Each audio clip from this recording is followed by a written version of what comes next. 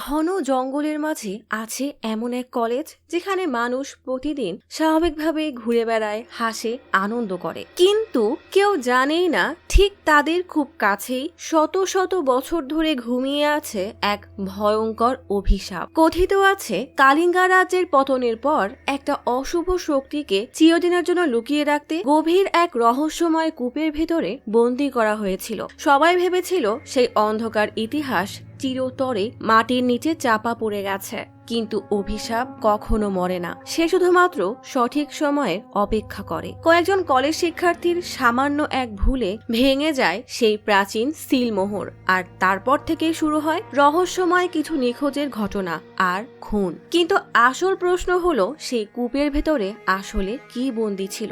একজন প্রতিশোধপরায়ণ আত্মা, নাকি তার থেকেও আরো অনেক ভয়ঙ্কর কিছু? এমনই গা হিম করা হরর, হালকা কমেডি, শত বছরের অভিশাপ আর হরর মিস্ট্রি থ্রিলে ভরা গল্প নিয়ে আজ এক্সপ্লেইন করব সম্প্রতি মুক্তিপ্রাপ্ত Malayalam movie secret of Kalinga. ঘন জঙ্গলের ঠিক মাঝেই আছে শ্রীকৃষ্ণ বার্মা কলেজ। জায়গাটার নাম আথিরাপল্লী, তবে শত বছর আগে এই জায়গার নাম ছিল কালিঙ্গা। কলেজের গেট পার হয়ে একটা ছেলে ব্যাগে করে কিছু নিয়ে হাঁটতে হাঁটতেই জঙ্গলের মাঝখানে কুয়ার বেশ কাছাকাছি চলে আসে। কুয়া থেকে কিছুটা দূরেই আছে ভাঙা কিছু পিলারের ভগ্নাংশ। ছেলেটা হঠাৎই একটা নবজাতকের কান্না শুনতে পায়। এই ঘন জঙ্গলে বাচ্চার কান্না শুনে ছেলেটা বেশ ঘাবড়ে যায়। শব্দ অনুসরণ করে সেই পিলারের কাছে আসতেই তার মনে হয় তার পেছন থেকে কি যেন উড়ে গেল। ছেলেটা বিষয়টাকে পাত্তা না দিয়ে একটু এগোতেই দেখে বিশাল বড় এক মূর্তি। তখনও পাশের কুয়া থেকে শব্দ আসছে। সেটা শুনেই সেই কুয়ার কাছে আসতেই তীব্র শব্দ সহ্য করতে না পেরে ছেলেটা কান চেপে ধরে। কিন্তু কিছুক্ষণের মধ্যেই সেই বিরক্তিকর শব্দে সে যেন স্বস্তি পেতে থাকে। তার মুখে হাসি ফুটে ওঠে। একটা মহিলা হাত দিয়ে ইশারা করছে, যেন সে এই ছেলের উপরে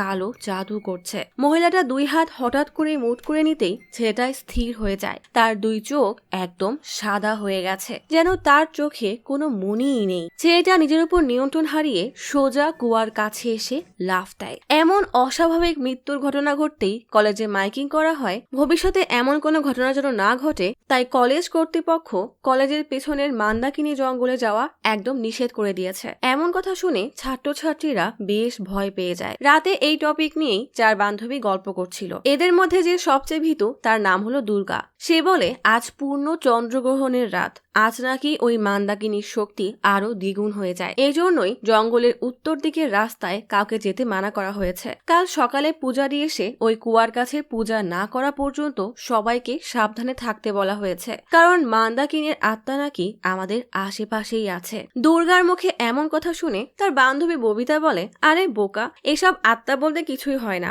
কলেজ এমনি ওই বনের রাস্তা বন্ধ করার চেষ্টা করছিল। ওই ছেলেটা হয়তো মনের কষ্টে নিজেকে শেষ করে দিয়েছে। কলেজ কর্তৃপক্ষ এখন সেই পথ বন্ধ করার একটা মোক্ষম সুযোগ পেয়ে গেছে। দুর্গা তবুও এদের কথা বিশ্বাস করতে না চাইলে বাকিরা বলে, চল আজ তোকে ওই বনে নিয়ে গিয়ে প্রমাণ করে দিব এসব আসলে মিথ্যা কথা। দুর্গা যেতে না চাইলেও বাকিরা তাকে জোর করে টেনে নিয়ে বের হয়। কলেজের দুই টিচার তখন মেয়েদের হোস্টেলের দিকে যাচ্ছে। সাবিত্রী তার মেয়েকে কলেজে জানায় সে আজ ভারতী টিচারের সাথে হোস্টেলে থাকবে। ভারতী তখন হাঁটতে হাঁটতে এগিয়ে গেলে বড় গাছের পাশে বেশ ধোঁয়া উঠতে দেখে বুঝে যায় তাদের কোনো স্টুডেন্ট হয়তো বসে বসে স্মোক করছে। তাই রেগে টর্চ নিয়ে তাড়া করতে থাকে। সেই চার বান্ধবী জঙ্গলের রাস্তায় ঢুকতেই যাবে, তখনই সেই ছেলেদের পিছু করতে করতে সাবিত্রী আর ভারতী সেখানে আসতেই সবাই ভয়ে দাঁড়িয়ে যায়। এদের চারজনকে ক্যাম্পাসে ফিরিয়ে এনে সাবিত্রী বলে, এটা তোমাদের প্রথমবার, তাই মাফ করছি, তবে আর যদি এমন করো সোজা কলেজ থেকে বের করে দিব।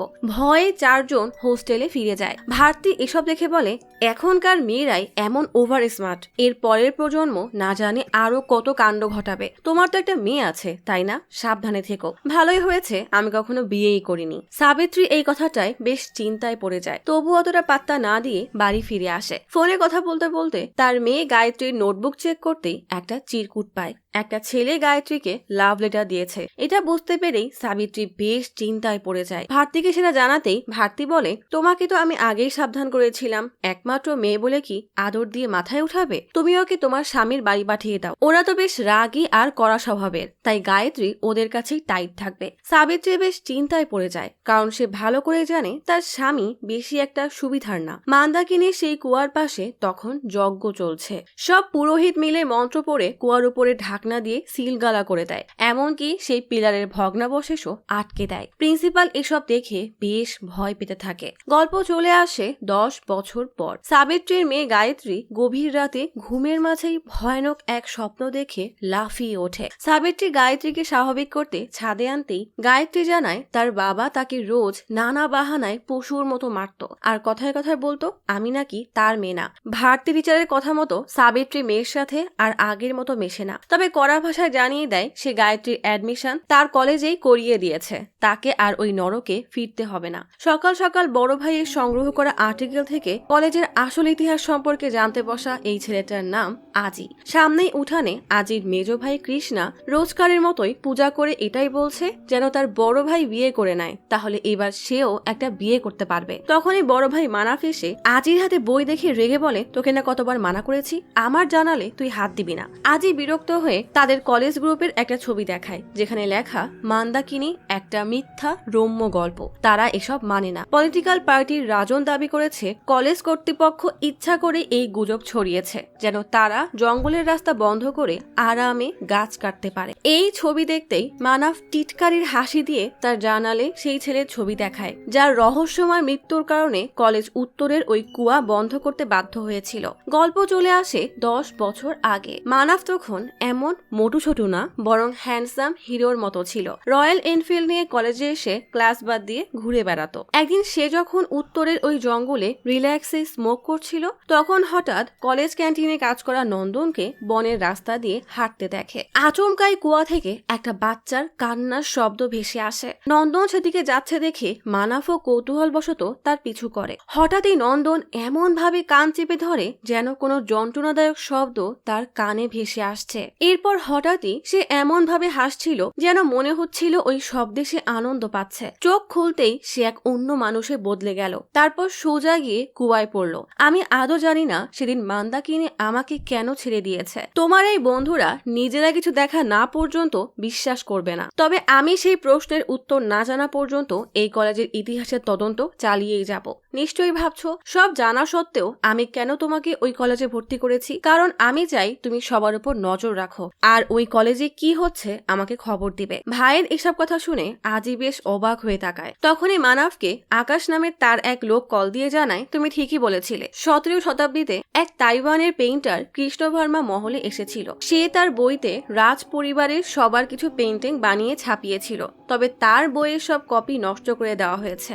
একটা কপি হয়তো তাইওয়ানে আছে, আমরা সেটা খোঁজার চেষ্টা করছি। মানাফ আছে তা তদন্ত নিয়ে, তবে কলেজের স্টুডেন্টদের এসব ভাবার সময় কোথায়, তারা তাদের মতোই চিল করে জীবন কাটাচ্ছে। অবশ্য এরা কেউই ভারতী টিচারকে একটুও পছন্দ করে না, কারণ তার কাজই হলো নিজের কাজ বাদ দিয়ে মানুষের কাজে নাক গলানো। তবে কলেজের পলিটিক্যাল পার্টির কিছু ছেলে বেশ বেপরোয়া হয়ে মান্দাকিনীর জঙ্গলে সেই তালা ভেঙে ভেতরে ঢোকে। সাবিত্রী তার মেয়ে গায়ত্রীকে নিয়ে কলেজে আসতেই কলেজের গার্ড আকবর কেন যেন গায়ত্রীকে পরম মমতার নজরে দেখতে থাকে। গায়ত্রী তার ক্লাসের প্রথম দিনই তার পাশের মেয়েকে জিজ্ঞেস করে, ক্লাসে কি এমন কেউ আছে যার কাছে ক্লাসের সব নোট আছে? মেয়েটা আজির নাম বলতেই গায়ত্রী তার কাছে নোট চাইতে আসে। আজি তখন আবার মোবাইলে গেম খেলছে, তাই বেশ বিরক্ত হয়ে তার নোট দিয়ে দেয়। গায়ত্রী নোট করতে গিয়ে কিছুই বুঝতে পারছে না, তাই আজির কাছে সেটা বুঝতে আসতেই আজি এবার বিরক্ত হয়ে খেলা বাদ দিয়ে গায়ত্রীর পাশে বসে তাকে সব নোট বুঝিয়ে দেয়। এভাবেই তাদের মাঝে বেশ ভালো বন্ধুত্ব হয়ে যায়। পলিটিক্যাল পার্টির লিডার রাজন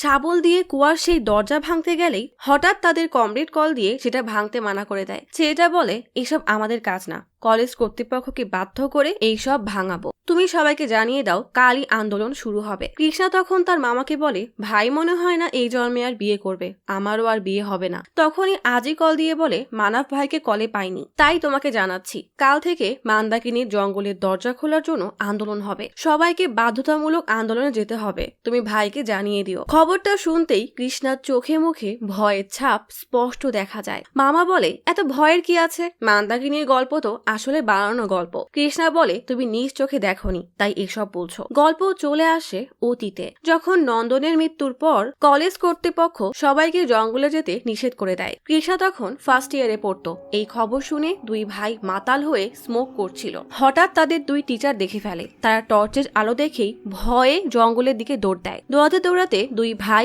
দুই পথে চলে যায়। কৃষ্ণার কানে হঠাৎ এক বাচ্চার কান্না ভেসে আসতেই সে ভয়ে সেখানেই বেহুশ হয়ে যায়। পরের দিন সকালে যখন জ্ঞান ফেরে তখন নিজেকে কলেজে আবিষ্কার করে। সে আজও জানে না সেই রাতে কে তাকে কলেজে দিয়ে গিয়েছিল। তাই মান্দাকিনী কোনো মজার বিষয় বা অন্ধবিশ্বাস না। কলেজে পলিটিক্যাল পার্টির 4 জন গল্প করছিল। আকবরের ছেলে জনি বলে, আমার বাবা 20 বছর ধরে এখানে গার্ডের কাজ করছে, যদি সত্যি সত্যি ভূত থাকতো সে তো এখানে কিছু দেখতো, তাই না? আরেকজন রেগে বলে, তোর যখন এত সাহস তাহলে যা গিয়ে ওই কুয়ার কাছে দাঁড়িয়ে সেলফি তুলে পাঠা, তাহলে আমিও তোদের সাথে আন্দোলনে যাব। জনি উঠে যেতেই যাবে তখনই আকবর কল দিয়ে বলে তার বাইক নষ্ট হয়ে গেছে, তাই জনি যেন তাকে বাসায় নামিয়ে দিয়ে আসে। জনি বাধ্য হয়ে চলে যায়। তবে জনির জায়গায় বাকি 2 জন বেশ সাহস করে মান্দাকিনীর জঙ্গলের সেই পিলার পার হয়ে আসে। কিন্তু কুয়ার কাছে যেতেই দেখে চারিপাশে লাল সুতো দিয়ে সীমানা করা। সেই সীমানা পার হবে কি হবে না ভাবছিল। তখনই আচমকা পেছনে জোরে একটা শব্দ হতেই দুজনেই বেশ ভরকে যায়। পেছনের ভাঙা এক ডালে এক ভুতুম পেঁচা বসে তাদের দিকেই কেমন ভাবে যেন তাকিয়ে থাকে। সাথে সাথেই তারা কালো ফুলের কেমন যেন একটা বোটকা গন্ধ পায়। দুজনের খুব ভয় করছে, তবুও সাহস করে লাল সুতো পার হয়ে পা রাখতেই কুয়ার মধ্যে থেকে এক নারী কণ্ঠের আর্তনাদ শোনা যায়। দুজনে এগোবে না পিছবে ঠিক বুঝতে পারছে না। তখনই আচমকা কুয়ার উপরে এক নারী অবয়বের ছায়া দেখা যায়। দুজন ভয়ে দ্রুত সেখান থেকে পালায়। অর্থাৎ মান্দাকিনী কোনো মিথ্যা রম্য গল্প না, বরং বাস্তবে আজও ওই উত্তরের জঙ্গলে মান্দাকিনীর আত্মা তার শিকারের জন্য বসে আছে। মানব তখন লম্বা চুলের এক মেয়ের ছবি আঁকাচ্ছে। আজই হঠাৎ মানবকে জিজ্ঞেস করে, তুমি বিয়ে করনি কেন? মানব বলে, তোর যখন 6 বছর বয়স তখন বাবা মা মারা যায়, মামা ছাড়া আমাদেরকে দেখার কেউ ছিল না, তাই কারোর সাথে সম্পর্কে জড়াতে ভয় পেতাম, যদি সে তোদের থেকে আমাকে আলাদা করে দেয়, তাই আর এসবে জড়াইনি। এরপর একা থাকার অভ্যাস হয়ে গেছে। কৃষ্ণা জানায় সে একটা মেয়েকে খুব ভালোবাসতো, মেয়েটাও খুব সুন্দর ছিল, কিন্তু একদিন বলল তাকে পেতে হলে তোদেরকে ছাড়তে হবে, তাই আমি তাকেই ছেড়ে দিলাম। আজই এসব শুনে আমতা আমতা করে বলে, কলেজে একটা মেয়ে নতুন জয়েন করেছে, নাম গায়ত্রী, সে আমাদের টিচারের মেয়ে, তাকে আমার বেশ ভালোই লাগে। এদিকে আকবর গায়ত্রীর ছবি দেখে মন মরা হয়ে বসে আছে। তার বন্ধু এসে জিজ্ঞেস করে, সাবিত্রী আর তুমি একে অপরকে ভালোবাসতে, তাহলে তোমরা আলাদা হয়ে গেলে কেন? আকবর হেসে বলে, কেন আবার, আমরা 2 ধর্মের, তাই কেউ মেনে নেয়নি। আর ওই ভারতী তো আছেই, সে আমাদের ভালোবাসাকে লাভ জিহাদের নাম দিয়ে ঝামেলা আরো বাড়িয়ে দিয়েছিল। সাবিত্রীর মেয়েকে দেখে ভালোই লাগে, মনে হয় আমার একটা মেয়ে থাকলে ভালো হতো, তাই ওর ছবি দেখি বলেই হাসতে হাসতে চলে যায়। পরের দিন সকাল হতেই স্টুডেন্টরা প্রশাসনিক ভবনের সামনে দাঁড়িয়ে মান্দাকিনীর জঙ্গল উন্মুক্ত করে দেওয়ার জন্য স্লোগান দিচ্ছে। গায়ত্রী যেহেতু নতুন এসেছে তাই সে এই জঙ্গলের ব্যাপারে কিছুই জানে না। আদি জানায় বহু বছর আগে এই কলেজ এবং বন পুরোটা জুড়েই কালিঙ্গা সাম্রাজ্য ছিল। অশোকা এবং মৌর্যন সাম্রাজ্যের সাথে তারা পরাপর 2 বার হেরে যায়। ভবিষ্যতে কালিঙ্গা সাম্রাজ্যকে আর কোনো পরাজয় যেন দেখতে না হয়, তাই রাজা কারাভেলা পুরো ভারতবর্ষ জুড়ে তার যত দাস ছিল সবাইকে জড়ো করে কালিঙ্গা সাম্রাজ্য বানায়। এরপর কালিঙ্গা রাজ্যের নাম পুরো কেরালায় ছড়িয়ে পড়ে। রাজা কৃষ্ণাভার্মা থাম্পুরার শাসনকালে কালিঙ্গা সাম্রাজ্য অনেক উন্নত আর সফলতা পায়। তবে তাদের এই উন্নতির পেছনে ছিল হাজারো রহস্য। কালিঙ্গা রাজ্যের শত্রুরা এই রহস্য উদ্ঘাটনের চেষ্টা করে, কিন্তু সবাই ব্যর্থ হয়। শুধুমাত্র কারাভেলা রাজা আর কৃষ্ণা ভার্মা আর তাদের কৃতদাসাই কেবল কালিঙ্গার সমৃদ্ধির এই রহস্য জানত। মান্দাকিনী ছিল কৃষ্ণা ভার্মার মেয়ে। এই কালিঙ্গার রহস্যের সেই একমাত্র বংশধর ছিল।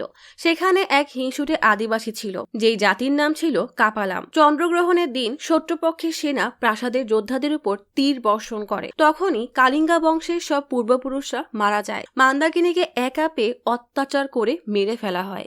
তবে মারা যাওয়ার চতুর্থ দিনেই মান্দাকিনী মৃত্যুর প্রতিশোধ নিতে হিংস্র আত্মা হয়ে ফিরে আসে। এরপর কাপালাম উপজাতিদেরকে একদম ধ্বংস করে দেয়। তখন কোনো উপায় না পেয়ে মান্দাকিনীর আত্মাকে প্রাসাদের পেছনের গভীর জঙ্গলের এক কুয়ায় বন্দী করে রাখা হয়। বহু যুগ পরে যেখানে কালিঙ্গা সাম্রাজ্য ছিল সেখানে আমাদের ক্যাম্পাস বানানো হয়, কিন্তু সেই কুয়া আর জঙ্গল এখনো একই রকম আছে। এই গল্প শোনার পর গায়ত্রী জিজ্ঞেস করে, এগুলো কি আসলেই সত্য?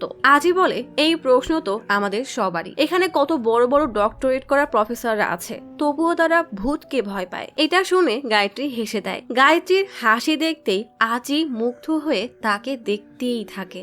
গায়ত্রীর সেই হাসি ভুলতে না পারায় বাসায় এসে আজি লজ্জায় লাল হয়ে ভাইকে বলে, তোমাকে একটা মেয়ের কথা বলেছিলাম না, ওকে দেখতে বেশ ভালোই লাগে। মেয়েটার মনটাও ভালো, মনে হচ্ছে আমি ওকে ভালোবেসে ফেলেছি। মানব ছোট ভাইয়ের মুখে এমন কথা শুনে অবাক হয়ে যায়। তবে আজি যখনই গায়ত্রীকে দেখে তার আর কোনো হুঁশই থাকে না। শত ভিড়ের মাঝে শুধুমাত্র গায়ত্রীকেই দেখতে থাকে। রাত 3 সবসময় আজি গায়ত্রীর সাথে মেসেজে কথা বলতে থাকে। ভাইকে এভাবে ফোনে হেসে হেসে কথা বলতে দেখে কৃষ্ণার খারাপ লাগলেও ছোট ভাইকে কিছুই বলে না। নিজে সন্ন্যাসী হয়ে গেছে বলে কি ছোট ভাইকে সন্ন্যাসী বানাবে? তা তো আর হয় না। আজই গায়ত্রীর সাথে জঙ্গলের দিকে ঘুরতে গেলেই আজির কেমন যেন গা ছমছম করে ওঠে। কেউ আছে কিনা চেক করতে করতে আচমকাই গায়ত্রী একটা মাস্ক পরে সামনে দাঁড়াতেই আজি বেচারা ভয়ে আটকে ওঠে। গায়ত্রী হেসে জিজ্ঞেস করে, তুমি নাকি ভয় পাও না? দুজনের বন্ধুত্ব এতটাই গভীর হয়ে যায় যে আজি বাইকে করে গায়ত্রীকে বাসায় নামিয়ে দিয়ে যায়। সাবিত্রী ছাদ থেকে বিষয়টা দেখে ফেলে।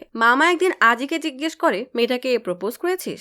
আজি এবার মামার থেকে বুদ্ধি নিয়ে গায়ত্রীকে প্রপোজ করতে গিয়েও সাহস আর করতে পারে না। গায়ত্রী বাসায় ফিরতেই সাবিত্রী রেগে জিজ্ঞেস করে, তুমি কোথায় ছিলে? গায়ত্রী কাচুমুচু হয়ে বলে, দাদির ওখানে গিয়েছিলাম। সাবিত্রী ঝাড়ি দিয়ে বলে, তোমার মা আমি নাকি দাদি? কিছু বলছি না তার মানে এই না যে তুমি আমার ধৈর্যের পরীক্ষা নিবে। আমার নিয়ম কানুন অনুযায়ী থাকতে পারলে এখানে থাকবে, না হলে তোমাকে তোমার বাবার কাছে পাঠিয়ে দিব। সারাদিন তার মার খেলে তবেই তুমি ঠিক হবে। তুমি কি এমনটা চাও? এটাই কিন্তু তোমার শেষ ওয়ার্নিং। বাবার কথা মনে পড়তেই গায়ত্রী ভয়ে কান্না করার মতো অবস্থা হয়। কলেজের প্রিন্সিপাল সব টিচারদেরকে মিটিং এ ডেকে জিজ্ঞেস করে, মান্দাকিনী জঙ্গল খুলে দেওয়ার এই আন্দোলনের ব্যাপারে কি করা যায়? দীনেশ বলে, মান্দাকিনী তো একটা রম্য গল্প, তাই না? মাতব্বর ভারতী বলে, খুলে দেন জঙ্গলের দরজা, যা হওয়ার হবে। ওদের যখন এত মরার শখ হয়েছে একটু শখ মিটাক। স্টুডেন্টদের সাথে এত তর্কে যাওয়া যাবে না। কিছুক্ষণ পরে প্রিন্সিপাল মাইকে ঘোষণা করে দেয়, দীর্ঘ 4 মাসের আন্দোলনের পর 31 তারিখ মান্দাকিনী জঙ্গলের দরজা খুলে দেওয়া হবে। নিউ ইয়ারের সময় সব স্টুডেন্ট সেখানে যেতে পারবে।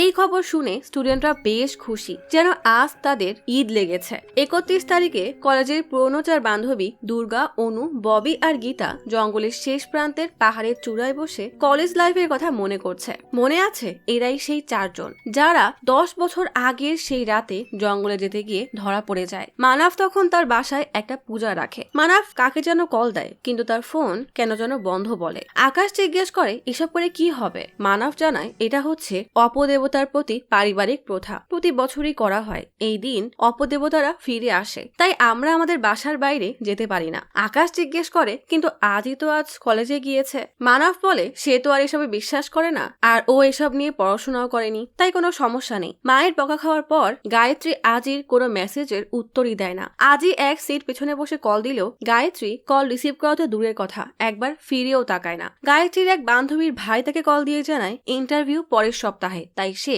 ফিরে এসেছে। আপাতত সে কলেজের ধারে কাছেই আছে। এটা শুনতেই বান্ধবী খুব টেনশনে পড়ে যায়। গায়ত্রী তাকে এমন এড়িয়ে যাওয়ায় আজির মন বড্ড খারাপ। গায়ত্রী একটা কল আসতেই সে দৌড়ে বাইরে যায়। বান্ধবী তখন সবার নজর এড়িয়ে গায়ত্রীর ব্যাগ টেনে পার্সের মধ্যে কিছু একটা রেখে দেয়। মানব প্রশাসনের একজনকে কল দিয়ে জিজ্ঞেস করে, কলেজ এরিয়ার অবস্থা কি? লোকটা জানায়, জঙ্গল এখন উন্মুক্ত করার জন্য রেডি হচ্ছে। আজকেই তারা জঙ্গল ওপেন করে দিবে। এই কথা শুনে সে বেশ টেনশনে পড়ে যায়। জঙ্গল খোলার পর না জানি কোন তাণ্ডবটাই না হবে। প্রশাসনের 4 থেকে 5 জন মিলে বদ্ধ কুয়ার বাউন্ডারি আর ঢাকনা খুলে ফেলে। কুয়ায় বন্দি থাকা মান্দাকিনীর আত্মার পুতুল ছিঁড়ে ফেলতেই শত বছরের ঘুমন্ত মান্দাকিনী প্রচন্ড রেগে চোখ তুলে তাকায়। এদিকে মানাফ মুখ গম্ভীর করে পূজায় অংশগ্রহণ করে। মানাফের মন কিছুতেই শান্ত হয় না। স্টুডেন্টরা মান্দাকিনীর জঙ্গলের দরজা খুলতে চাইলেও জন চায় না। সে তার বাবাকে এই ব্যাপারে বাধা দিতে বলে, কিন্তু আকবর কোনো গুরুত্বই দেয় না। ক্লাস শেষে সবাই ক্লাসরুম থেকে বের হতে গেলেই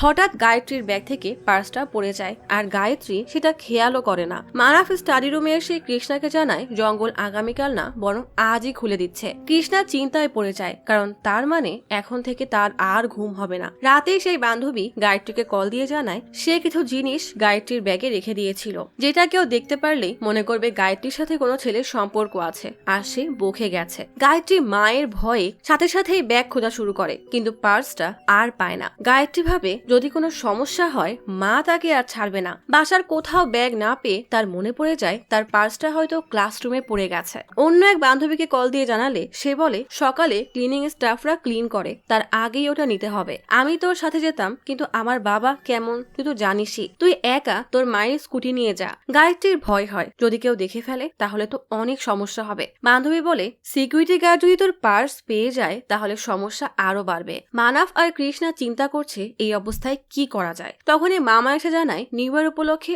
আজিকে সে তার বাসায় নিয়ে যাচ্ছে। গায়ত্রী চুপি চুপি মায়ের রুমে এসে স্কুটির চাবি খুঁজতে থাকে। হঠাৎ তখনই কলিং বেল বাজলে গায়ত্রী ভয়ে ওয়াশরুমে গিয়ে লুকায়। গায়ত্রীর মামা তখন এসেছে স্কুটির চাবি নিতে। সাবেরটি চাবি দিয়ে বলে সকালে ফিরিয়ে দিস, রাতে আর আসতে হবে না। গায়ত্রীর শেষ ভরসাটাও হাতছাড়া হতে দেখে নিরাশ হয়ে মুখ চেপে কান্না করতে থাকে। মনোজ তখন কলেজ কর্তৃপক্ষকে জানাতে চাইলে কৃষ্ণা বলে কি লাভ হবে, গার্ড তো ওই আকবর, ওকে ভূতের কথা বললে উল্টা আমাকে দৌড়ানি দিবে। আকবর করিডোরে গার্ড দেওয়ার সময় এক নারী কণ্ঠের হাসি শুনতে পায়। ওদিকে কুয়া থেকে মান্দাকিনীর অশরীরী আত্মা হামাগুড়ি দিয়ে বের হয়ে আসে। আকবর ক্লাসরুম চেক করছে, তার পাশেই গায়ত্রীর পার্স আছে, কিন্তু সেটা সে দেখতেই পায় না। হঠাৎই অদ্ভুত এক শব্দ পেয়ে আকবর ক্লাসরুম বন্ধ করে জঙ্গলের দিকে যায়। নব্যজাত বাচ্চার কান্নার শব্দ পেয়ে আকবর কৌতূহলী হয়ে জঙ্গলের আরো গভীরে যেতে থাকে। মানাফকে কেউ একজন মেসেজ দেয় যে মান্দাকিনীর পরিবারের সকল ছবি থাকা বইটা পেয়ে গেছি, তোমার মেইল চেক করো।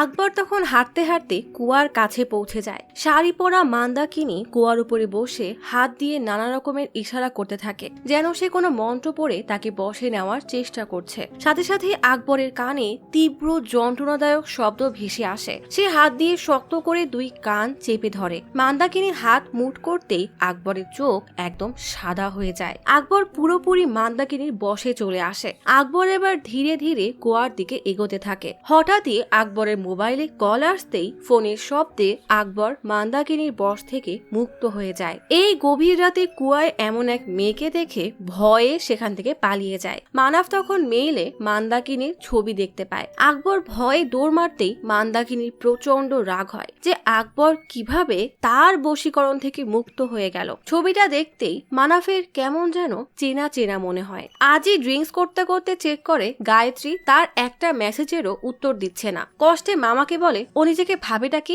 আমিও ওকে আর মেসেজ করব না। তখনই গায়ত্রী কল করতেই নির্লজ্জ আজি সাথে সাথেই কল রিসিভ করে। গায়ত্রী জানায় তাকে এখনই কলেজ যেতে হবে, সে তার পার্স ফেলে এসেছে। ভালোবাসার মানুষের সাথে সময় কাটানোর এমন সুযোগ কি আর মিস করা যায়? তাই আজিও রাজি হয়ে যায়। কল কেটে মামাকে বলতেই মামা বলে এই সময়ে কেউ আবার যায় নাকি, এক কাজ কর, তুই এখনই প্রপোজ করে দে। মেয়েদের সাইকোলজি বোঝা বড় মুশকিল, ও হয়তো তোকে এই জন্যই ডাকছে। তুই এক কাজ কর, নিউ ইয়ারে নিউ ড্রেস পরবি, আজ তোকে যেন হিরোর মতো লাগে। কিছুক্ষণ পরে আজি গায়ত্রীকে কল দিয়ে বলে তোমার বাসার সামনে এসেছি। গায়ত্রী চুপচাপ বেরিয়ে এসে দেখে আজি হলুদ রঙের পাঞ্জাবি আর ধুতি পরে এসেছে। গায়ত্রী টিটকারি করে বলে একটা বরমালা হলে আজই তোমার বিয়ে হয়ে যেত, এখন জলদি চলো। আকবর খেয়াল করে বাইকে করে কেউ আসছে। গেটের কাছে আসতেই দেখে জনি তার বন্ধুকে নিয়ে এসেছে। জনি জানায় দাদির অবস্থা বেশি ভালো না, জলদি চলো। আকবর মায়ের চিন্তায় জনিকে পাহারায় রেখে মাকে দেখতে চলে যায়। ভয়ে বেচারা জনির শরীরে কাটা দেয়। মানাফ আকাশকে কল দিয়ে বলে কলেজে যা, খেয়াল রাখবি সেখানে যেন আজ কেউ না যায়, আজকের রাতটা ভালো না। আমি আমাদের পারিবারিক অপদেবতার কারণে বের হতে পারবো না, তাই তুই যাবি। দুর্গা আর বাকি 3 বান্ধবী হঠাৎই রাস্তা দিয়ে হাঁটতে হাঁটতে সিদ্ধান্ত নেয় তারা এই মুহূর্তেই শাড়ি পরে কলেজে যাবে, একদম সেই পুরোনো দিনের মতো। এদিকে কলেজে দীনেশ আর ভাস্কর তখন কলেজে আসে স্মোক করতে। দীনেশের ভয় লাগে যদি কেউ দেখে ফেলে। ভাস্কর বলে মান্দাকিনীর ভয়ে এই পাশে কেউ আসবে না। কৃষ্ণা তখন সার্চ করে দেখে আজকের চন্দ্রগ্রহণ কোনো সাধারণ ঘটনা না, আজ সুপার ব্লাড মুন হবে, যেটা শতাব্দীতে একবার হয়, আর চন্দ্রগ্রহণের সময়টাও অনেকক্ষণ স্থায়ী হবে। মানব বলে আমার মনে হচ্ছে আজ রাতে একটা মৃত্যু হবে, কিন্তু প্রশ্ন হলো সেটা কার? জনির, সেই চার বান্ধবীর, দীনেশ আর ভাস্করের, নাকি গায়ত্রী এবং আজির? কলেজের দিকে যাওয়ার সময় ভারতী গায়ত্রী আর আজিকে একসাথে দেখে ফলো করতে থাকে, যার যা কাজ আর কি। এদিকে ফাঁকিবাজ আকাশ কলেজে পাহারায় না গিয়ে ড্রিঙ্কস করতে বসে গেছে। গেটে বসে থাকতে থাকতে জনি ঘুমিয়েই যায়। চার বান্ধবী তখন পেছনের দিকে দেওয়াল টপকে কলেজ এরিয়ায় ঢোকে। দীনেশ আর ভাস্কর আরামে স্মোক করছে। ববি মজার ছলে কোকিলের মতো ডাক দিয়ে উঠতেই ভয়ে জনির ঘুম ভেঙে যায়। দীনেশরাও ভয় পেয়ে ভাবে মান্দাকিনী আবার চলে আসলো না তো। ভারতী গায়ত্রীদেরকে ফলো করতে গিয়ে হঠাৎ হারিয়ে ফেললেই কলেজের সাইনবোর্ড দেখে বুঝতে পারে তারা নিশ্চয়ই ওই দিকেই গেছে। কৃষা জানায় চন্দ্রগ্রহণ শুরু হতে আর 1 ঘন্টা বাকি। মানাফের সেই পুরোনো দিনের কথা মনে পড়ে যায়, যেই রাতে জঙ্গলে কৃষ্ণা আর মানাফ হারিয়ে গিয়ে একে অপরকে খুঁজছিল। একটা বাচ্চার কান্না শুনতেই কৃষ্ণা তো ভয়ে বেহুশ হয়ে যায়, কিন্তু মান্দাকিনী মানাফকে বসে নিয়ে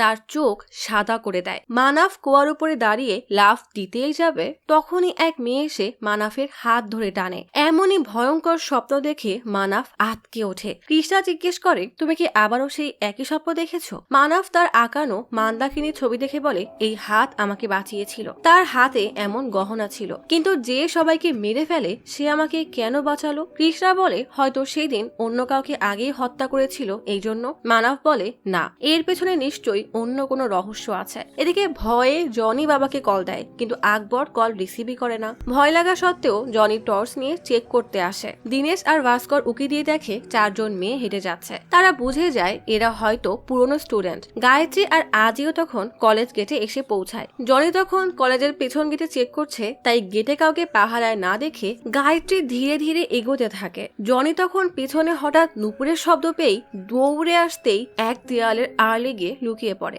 আজি তখন স্কুটির আয়না দেখতে ব্যস্ত। জনি গেটের ধারে এসে হাঁপাতে হাঁপাতে আকবরকে কল করে। আকবর রেগে কল রিসিভ করতেই জনি বলে এখানে কেউ আছে, আমি শিওর মান্দাকিনী চলে এসেছে। আকবর ঝাড়ি দিয়ে বলে কেউ নেই, এটা তোমার মনের ভুল। জনি ভয়ে রীতিমতো হাঁপাতে থাকে। গায়ত্রী আজিকে কল দিলে আজি বলে সামনে দিয়ে তো আর যেতে পারবো না, জঙ্গলের দিক দিয়ে আসছি বলে আজি জঙ্গলের সাইডে দেওয়াল টপকে আসে। বাসার কুকুর হঠাৎই অস্বাভাবিকভাবে ডাকাডাকি শুরু করলে মানাফের মনে হয় খারাপ কিছু হতে যাচ্ছে, তাই কৃষ্ণাকে জিজ্ঞেস করে আজি কোথায়। কৃষ্ণা মামাকে কল দিয়ে আজির কথা জিজ্ঞেস করতেই মামা মিথ্যা বলে যে সে তো আরামে ঘুমাচ্ছে, কাল সকালেই পাঠিয়ে দিব। কৃষ্ণা মানাফকে এই কথা জানালেও মানাফের মন কেমন যেন অস্থির হয়ে থাকে। ভারতী হঠাৎ কি মনে করে যেন কলেজ গেটে না গিয়ে তার আগেই নেমে যায়। আজি এত রাতে একা একা ভয়ে জঙ্গলের রাস্তা পার হতে থাকে। গায়ত্রী তখন ক্লাসরুমের দিকে যাচ্ছে, কিন্তু একা একা যেতে ভয় লাগায় আবারও জঙ্গলের দিকে আজিকে খুঁজতে আসে। এদিকে আজি বেচারা রাস্তায় হারিয়ে ফেলে, কোন দিক থেকে বের হবে খুঁজেই পাচ্ছে না। হঠাৎই কলেজের দিকে যাওয়ার সাইনবোর্ড খুঁজে পায়।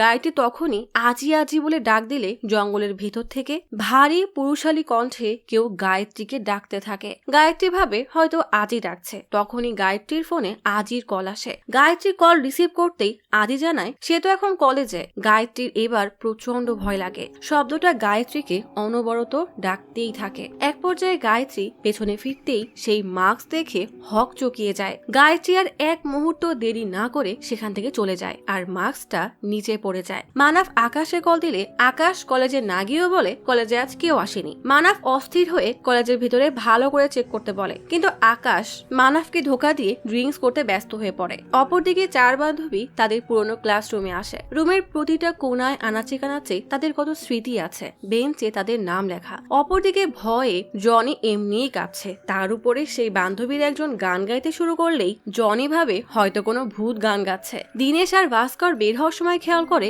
ভারতী হেঁটে যাচ্ছে, আর এদিকে চন্দ্রগ্রহণের অপেক্ষা করতে করতে কৃষ্ণাও ঘুমিয়ে পড়ে। গায়ত্রী তখন কলেজ এরিয়াতে চলে আসে। ভূতের গান শুনে জনি আকবরকে কল দিয়ে জানাতেই আকবর বিরক্ত হয়ে কলই কেটে দেয়। আকবরের ভাই কল দিয়ে জানায় তার মা আকবরকে আর দেখতে চায় না। এই কথা শুনে আকবরের মনটাই খারাপ হয়ে যায়। এরই মধ্যে জনি কল দিয়ে বলে ভূতটা হাসছে। আকবরের এবার মাথায় গরম হয়ে যায়, তাই ছেলেকে দেয় এক ঝাড়ি। কল কেটে তৃষাগিরি তার ভাইপোকে বলে এখনই কলেজে চলতো। আজই হাঁটতে হাঁটতে খেয়াল করে তার শুলেস খোলা। সেটা বাঁধতে গিয়ে বুঝতে পারে তার ধুতি বাঁধার যে বেল্ট সেটা খুলে গেছে। গায়ত্রী এসে আজিকে দেখে কোনো কথা না শুনেই ধরে দেয় এক টান, আর বেচারা আজির ধুতি সেখানেই খুলে পড়ে যায়। দীনেশ আর ভাস্কর তখন পায়ের শব্দ পেয়ে লুকিয়ে উকি মেরে দেখে দুজনে স্টুডেন্ট চলে যাচ্ছে। কিছু দূর যাওয়ার পরে আজি কোনো রকমের হাত ছাড়িয়ে ধুতি তুলে বেল্ট হাতে নিলেই গায়ত্রী এসে সামনে দাঁড়ায়। আজি লজ্জা পেয়ে বলে বেল্টটা আসলে ভেঙে গেছে। দীনেশ তখন দুইজনকে এমন অবস্থায় দেখে ভাবে তারা হয়তো উল্টাপাল্টা কাজ করছে।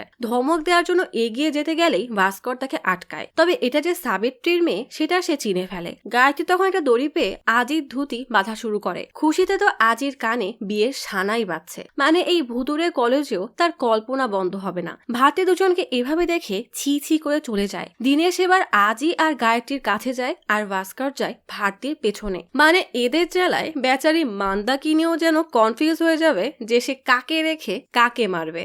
ভারতী করিডোর দিয়ে সোজা অফিসের দিকে যায়। ভাস্কর তাকে আর খুঁজে না পেয়ে ক্লাসরুমের ভেতর থেকে মেয়ে মানুষের গলা পেয়ে সেদিকে এগোয়। দীনেশ তখন দুইজনকে জঙ্গলের দিকে খুঁজতে আসে। সেই মাছকে হঠাৎ পাড়া পড়তে দেখে মান্দাকিনি কুয়ার উপরে বসে হাত নাচিয়ে তাকে কুয়ার কাছে রাখছে। এদিকে চার বান্ধবী বের হওয়ার সময় গায়ত্রীর পার্স পেতেই সেটা খুলে আইডি কার্ড পেয়ে বলে এটা গার্ডকে দিতে হবে। সাবিত্রী তখন কি মনে করে যেন গায়ত্রীর রুমে পানি রাখতে এসে দেখে গায়ত্রী সেখানে নেই। তাকে ডাকলেও সাড়া পায় না। কল দিতে গিয়েও কিছু একটা ভেবে কল কেটে দেয়। গায়ত্রী ক্লাসে এসে হন্যে হয়ে তার পার্স খুঁজছে, কিন্তু কোথাও সেই পার্স নেই। হতাশ হয়ে বসে পড়তেই আজই বোর্ডে দেখে স্মার্ট গার্লস এর নাম লেখা। গায়ত্রী সেখানে নজর পড়তেই বুঝে যায় কেউ এখানে এসেছিল। তাদের কাছেই হয়তো পার্স আছে, তাই তাদেরকে খুঁজতে বের হয়। বান্ধবীরা তখন বারান্দায় দাঁড়িয়ে সেলফি তুলছে। সাবিত্রী রেগে গায়ত্রীর বান্ধবীকে কল দিয়ে জিজ্ঞেস করে গায়ত্রী কোথায়। বান্ধবী বলে আমি জানি না। সাবিত্রী এবার হুমকি দিয়ে বলে তুমি বলবে নাকি তোমার মাকে কল দিব। মায়ের কথা শুনতেই তার বান্ধবী জানিয়ে দেয় গায়ত্রী এখন কলেজে আছে। এদিকে পার্স দিতে না পারায় গায়ত্রী দুশ্চিন্তায় মরে যাচ্ছে, কারণ চারজনের একজন পুলিশ অফিসার। গায়ত্রী তাকে ভালো করেই চেনে। পুলিশ যদি পার্স চেক করে আজি জিজ্ঞেস করে ওই পার্সে কি এমন আছে। গায়ত্রী রাগি চোখে তাকায়। আজি আর কিছু জিজ্ঞেস করার সাহসই করে না, সোজা সেই বান্ধবীদেরকে খুঁজতে যায়। আর ভাস্কর যায় আজিদের পেছনে। পার্স পাশে রেখে সিঁড়িতে বসে বান্ধবীদের গল্প করতে দেখে গায়ত্রীর সুযোগ বুঝে পার্স নিতে গেলেই পুলিশ অফিসার ববি তাকে ধরে ফেলে। গায়ত্রী অনেক অনুরোধ করে বলে ওটা আমার, প্লিজ দিয়ে দিন। ববি জিজ্ঞেস করে এত রাতে এই সামান্য পার্স নিতে এসেছো, নিশ্চয়ই কোনো সমস্যা আছে, দেখি এখানে কি আছে। বলেই পার্স খুলতেই সিগারেটের প্যাকেট পায়। গায়ত্রী বলে আমার মা এখানে টিচার, এটা জানতে পারলে সমস্যা হবে। এইসব দেখে বেচারা আজি খায় বিশাল বড় এক ধাক্কা। সে কাঁদবে না রাগ করবে বুঝতে না পেরে কালো চশমা পরে মনের কষ্টে দেয় হাঁটা। গায়ত্রী পার্স নিয়ে আজির পিছু পিছু গেলে আজি আর কোনো কথাই শোনে না। দীনেশ তখন মাস্কটা আবারও গাছে ঝুলিয়ে চলে আসে। জনিও ভয়ে তার বন্ধুদেরকে সঙ্গ দেওয়ার জন্য কল দিয়ে ডাকে, কিন্তু দুজন আজ যা দেখেছে এখন আর ভয়ে এমুখো হওয়ার সাহস করে না। এমন অবস্থায় একজনই সেখানে যেতে পারে, সেটা হলো মানাফ। তাই দুজনই মানাফের বাসায় এসে জনির কথা জানায়। মানাফ জিজ্ঞেস করে তোমরা মান্দাকিনী সম্পর্কে কি জানো। একজন বলে কাপালাম উপজাতিরা তাকে মেরে ফেলেছিল, এই জন্যই সে বদদানিতে ভূত হয়ে ফিরে এসেছে। তৃষা জানায় মান্দাকিনী কালো জাদুও করত। মানাফ জানায় আগের যুগে কোনো রাজার যদি ছেলে সন্তান না থাকতো তাহলে তারা তাদের মেয়েদেরকেই ছোটবেলা থেকে নিজেদের নিরাপত্তা করার জন্য কালো জাদু ট্রেনিং দিত। যারা আত্মরক্ষার জন্য এমন করত তাদেরকে রাক্ষসী রাজকুমারী বলা হতো। আর এরা যদি দুষ্টু আত্মায় পরিণত হয় তাহলে কি করতে পারে সেটা কেউ কল্পনাও করতে পারবে না। মান্দাকিনীর ক্ষমতা এতই প্রখর ছিল যে সে আত্মা হয়ে ফিরে আসার পর তাকে যে এসব কালো জাদু শিখিয়েছিল সেও তার কাছে দুর্বল হয়ে পড়ে। তাই তারা কিজাকুটুর নাম্বাডুরিস নামের নাম করা পুরোহিতকে নিয়ে এসেছিল। সবাই মিলে একসাথে পূজা করে তাকে বশে নেওয়ার চেষ্টা করে। প্রথম দিকে বিষয়টা এত সহজ ছিল না। মান্দাকিনীকে কাবু করতে 101 দিন লেগেছিল। সেদিনের পর থেকে ভয়ে কেউ আর ওই এলাকায় যায় না। তখন ওই এলাকাকে রাবানা জঙ্গল বলা হতো। ওখানের কুয়ায় কাঠের পুতুলে মান্দাকিনীর আত্মাকে বন্দি করে ফেলে দেওয়া হয়েছিল। কেউ জানতো না ওই জায়গায় কলেজ বানানো হবে এবং মানুষজন সেখানে যাবে। একজন বলে কিন্তু কুয়া দেখে তো বেশি পুরনো মনে হয় না। তৃষা জানায় ওটা 1971 সালে পুনর্গঠন করা হয়। মানাফ বলে কুয়ার চারপাশে 10 মন্ত্র পড়া রহস্যময় খুঁটি পোতা আছে, সেগুলোই মান্দাকিনীর শক্তিকে দুর্বল করে রাখে। কিন্তু চন্দ্রগ্রহণের সময় সেগুলোর শক্তি দুর্বল হয়ে হয়ে আসে আর মান্দাকিনী শক্তিশালী হয়ে যায়। তোমরা খেয়াল করে দেখতে পারবে যতগুলো মৃত্যু হয়েছে সবগুলোই চন্দ্রগ্রহণের সময়ই হয়েছে। তখনই মানাফের ফোনে একটা মেসেজ আসে, সেখানে লেখা রাত বদলে গেছে। মানাফ জনিকে কল দিয়ে জানাতে বলে যতই অদ্ভুত শব্দ শুনতে পাক না কেন সে যেন জঙ্গলের দিকে না যায়। রাজন জনিকে কল দিয়ে জঙ্গলের দিকে না যাওয়ার জন্য সতর্ক করে দেয়। জনি তখন নুপুর এবং হাঁটার শব্দ পেয়ে ভয়ে গেটে তালা মেরে বাইরে গিয়ে বসে। রবি জিজ্ঞেস করে মান্দাকিনী কি কুয়া থেকে বেরিয়ে আসতে পারবে? মানাফ বলে খুঁটি থাকা অবস্থায় পারবে না। রাজন জিজ্ঞেস করে মান্দাকিনী কি গান গাইতে পারে? জনি বলেছিল ও নাকি গান গাইতে শুনেছে, আরো কিছু অদ্ভুত শব্দও পেয়েছে। মানাফের কেমন যেন খটকা লাগে, সাথে সাথে আকাশকে কল দেয়। আকাশ আবারও মিথ্যা বলে যে কলেজে কেউ নেই। কল কেটে মানাফ জনিকে আবারও কল করতে বলে। আকবর তখন কলেজে এসে পৌঁছায়। জনিকে বাইরে দেখে এক গাদা ঝাড়ি দিয়ে বলে জলদি দরজা খোল, আজ তোকে আমি ভূত দেখাবো। জনি ভয়ে ভয়ে বলে ভূতকে তো দেখা যায় না। তখনই কারোর কান্নার শব্দ ভেসে আসে। আকবর সেই শব্দ অনুসরণ করে এগোয়। কান্নাটা করছে ছেঁকা খেয়ে বেকা হওয়া রোমিও আজি। গায়ত্রীকে সে কত ভালো মেয়ে ভেবেছিল, আর সে আসলে এমন। গায়ত্রী তার কান্না থামানোর চেষ্টা করছে কিন্তু কোনো লাভই হয় না। গায়ত্রী বুঝিয়ে বলে ওটা আমার নয় বরং আমার ফ্রেন্ডের ছিল। আজি এবার খুশিতে চোখের পানি মুছে চশমা পরে নেয়। তখনই আকবর টর্চ মেরে জিজ্ঞেস করে ওখানে কারা? গায়ত্রী আর আজি এবার ভয়ে দৌড়ে পালায়। আকবরের চিৎকার শুনে দীনেশ আর ভাস্কর ঝোপের মধ্যে লুকিয়ে পড়ে। আকবর গায়ত্রীদেরকে তো আর পায় না কিন্তু দীনেশদেরকে দেখে ফেলে। চার বান্ধবী তখন জঙ্গলের দিকে আসে। ফোনে জনের সাথে কথা বলার পর মানাফ বুঝতে পারে কলেজে এখন অনেকেই আছে। মানাফ রেগে আকাশকে কল দিলে আকাশ মাতাল অবস্থায় বলে আমি তো জঙ্গলে মান্দাকিনীর সাথে নাচ করছি, সে অনেক ভালো। মানাফ রেগে বলে তুই কাল বাসায় আয়, তোকে তখন দেখে নিব। অন্ধকারে হাঁটতে হাঁটতে দুর্গা হঠাৎই জঙ্গলে হারিয়ে যায়। এদিকে গায়ত্রী আর আজির পেছনে ভারতী দৌড়াচ্ছে, তো ওদিকে দীনেশদের পেছনে আকবর। ববি, গীতা আর অনু তখন দুর্গাকে খুঁজছে। সবাই জঙ্গলের দিকেই দৌড়ে আসছে। বান্ধবীরা দুর্গাকে অনেক ডাকে, তার শব্দ তো পায় কিন্তু কোন দিক থেকে আসছে সেই পথ আর খুঁজে পায় না। গায়ত্রীরাও পালানোর জন্য কোনো চিন্তা ভাবনা না করে জঙ্গলের দিকে দৌড় দেয়। আর হিরো সেজে আসা আজি ধুতি পরে বারবার হোঁচট খেতেই থাকে। এই ছেলে পারেও বটে। মানাফ এক মহাগুরুকে ভিডিও কলে এখানে অবস্থা জানাতেই সে বলে ওরা কলেজে গেছে, তার মানে এটা না তারা জঙ্গলে যাবে, তাই বেশি চিন্তা করো না। তখনই চন্দ্রগ্রহণ শুরু হয়। মান্দাকিনীও ধীরে ধীরে শক্তিশালী হতে থাকে। মান্দাকিনী তার কালো জাদু দিয়ে দুর্গার কণ্ঠে বাকিদেরকে ডাকা শুরু করে। শব্দ সবাই শুনতে পায় কিন্তু কেউই রাস্তা খুঁজে পায় না। আকবরের গলা শুনে গায়ত্রীরাও পালিয়ে যায়। দুর্গা হাঁটতে হাঁটতে কুয়ার কাছে চলে আসে। মান্দাকিনী দুর্গাকে ধীরে ধীরে বশ করা শুরু করে। দুর্গা সেই যন্ত্রণাদায়ক শব্দ সহ্য করতে না পেরে কানে হাত দিয়ে ছটফট করতে থাকে। তখনই সেখানে আজি চলে আসে। আজি এগিয়ে থাকায় সেও মান্দাকিনীর বশে চলে যায়। দূরে দাঁড়িয়ে থাকায় গায়ত্রী কি আর বশ করতে পারে না। দুর্গা এবং আজি দুজনেই মান্দাকিনীর বশে চলে গেলে এখন প্রশ্ন হলো মান্দাকিনী কাকে মারবে? দুর্গা কুয়ার দিকে এগোতে শুরু করলেও আজি দুর্গাকে ক্রস করে কুয়ার উপরে উঠে কিছু বোঝার আগে কুয়ার মধ্যে ঝাঁপ দিয়ে দেয়। এই দৃশ্য দেখে গায়ত্রী সেখানে অজ্ঞান হয়ে পড়ে। বদলা পূরণ হওয়ার সাথে সাথেই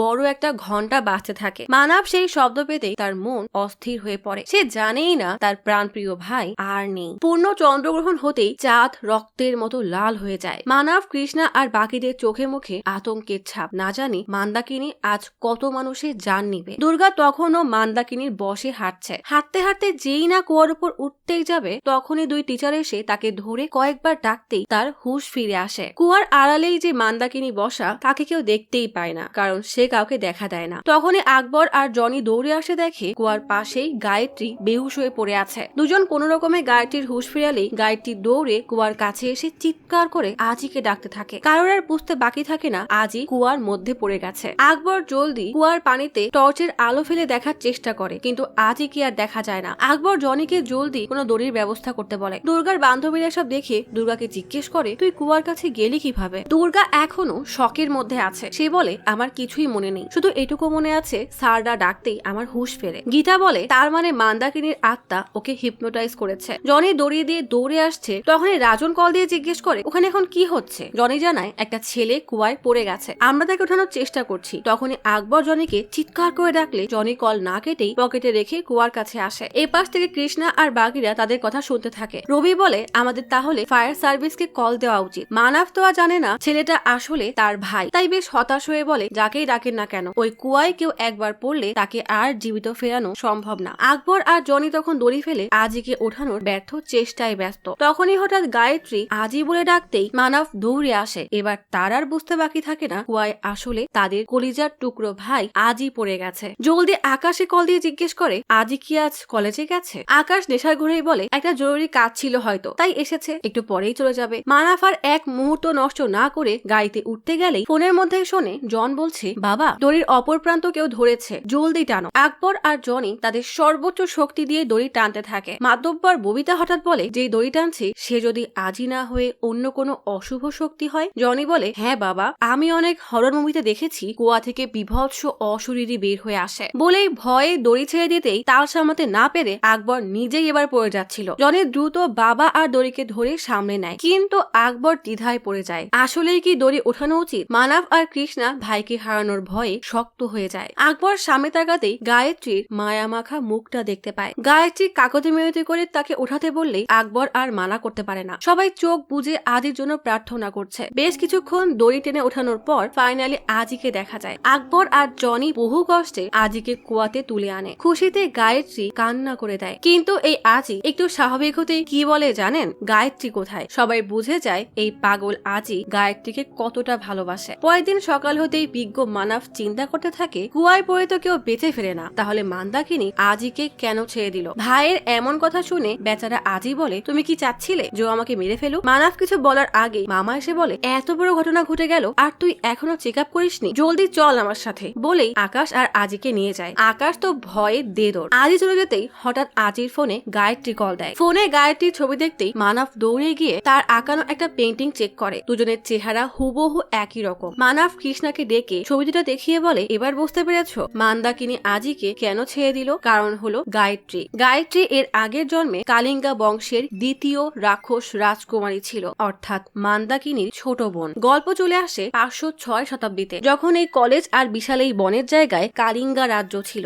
মান্দাকিনীর সাথে তার ছোট বোন গায়ত্রীও নিজেদেরকে রক্ষা করার জন্য কালো জাদুর চর্চা করত। গতরাতে মান্দাকিনীর আত্মা গায়ত্রীকে আজির জন্য কান্না করতে দেখে আজিকে বাঁচিয়ে দেয়। 506 শতাব্দীতে কালিঙ্গা রাজ্যের বিস্তার আর তাদেরকে কখনো কেন হারানো যায় না তা জানার জন্য আশেপাশের রাজ্য উদ্গ্রীব হয়েছিল। কালিঙ্গার এই রহস্য জানতে অনেক যুদ্ধ হলেও কালিঙ্গার রাজা সব সময় জিতে যেত আর তাদের রহস্যই থেকে যেত। কিন্তু মানুষের লোভ তার পিছু ছাড়ে না। এই জন্যই আশেপাশের সব শত্রু রাজ্য মিলে এই দুই রাক্ষস রাজকুমারীকে হারানোর পরিকল্পনা বানায়। গভীর রাতে বিশাল সেনাবহর নিয়ে কালিঙ্গা রাজ্যে হামলা করে। কালো পোশাক পরা রহস্যময়ী একজন তলোয়ার হাতে দূর থেকে সব দেখছিল। দুর্গে ঘন্টা বাজতেই দুই বোন বুঝে যায় তাদের উপরে হামলা হবে। দুই বোন সাথে সাথেই আলমারি থেকে কাঠের বাক্স বের করে। বাক্স খুলতেই দেখা যায় তাতে নানা রঙের পানিও আছে। সেনারা তখন দুর্গের দরজা ভেঙে ভেতরে ঢোকার চেষ্টা করছে। মান্দাকিনী লাল পানীয় পান করে নেয় আর গায়ত্রী পান করে নীল পানীয়। সেনারা দরজা ভেঙে খুব সহজেই দুর্গে ঢুকে যায়, কিন্তু এরা জানতো না কালিঙ্গারা বংশ পরম্পরায় কি ভয়ানক রহস্য লুকিয়ে রেখেছে। সেনারা ভেতরে কাউকে না দেখে খুঁজতে শুরু করে। তখনই ভেতর থেকে কাচের বোতল ভাঙার শব্দ পেয়ে সবাই সেখানে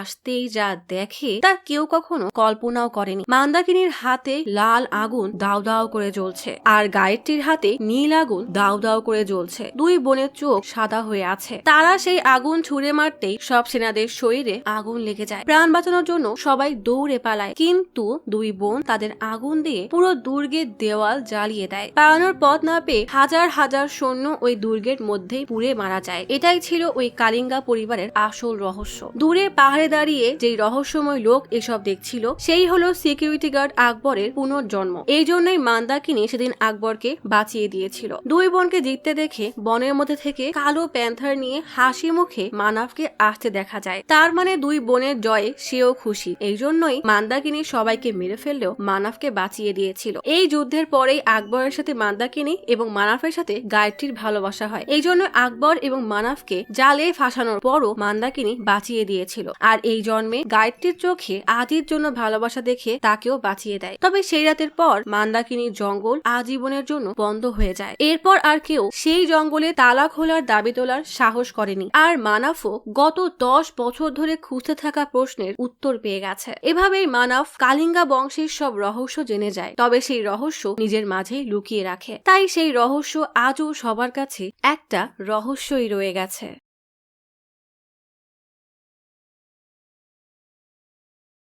আজ তাহলে এখানেই চলে যাচ্ছি। শীঘ্রই ফিরবো নতুন অথবা পুরাতন ইউনিক কোনো মুভির গল্প নিয়ে। ফিরে আসা পর্যন্ত লাইক, কমেন্ট এবং সাবস্ক্রাইব করে অচিরার গপ্পসপের সাথেই থাকুন। পাশে থাকা বেল আইকনটি ক্লিক করে রাখুন। দেখা হবে পরের ভিডিওতে।